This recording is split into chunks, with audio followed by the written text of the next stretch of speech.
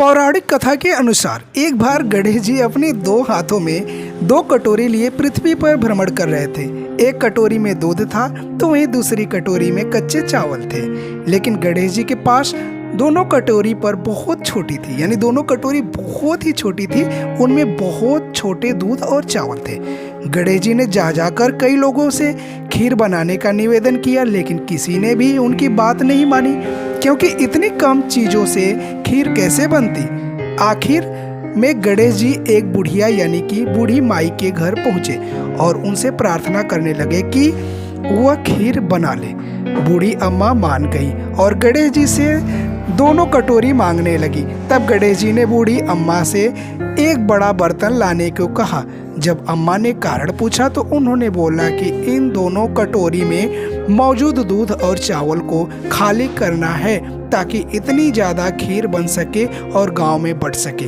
बूढ़ी अम्मा चौंक गई और बोली कि यह तो संभव ही नहीं है कि दूध और चावल से बड़ा बर्तन भर जाएगा।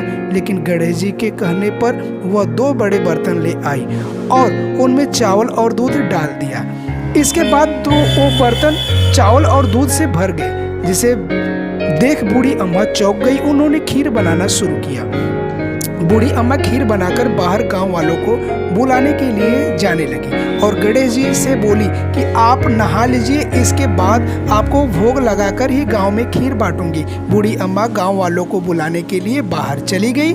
तभी उनकी बहू आई और खीर देखकर उसका मन ललच गया और उसने थोड़ी सी खीर खा ली।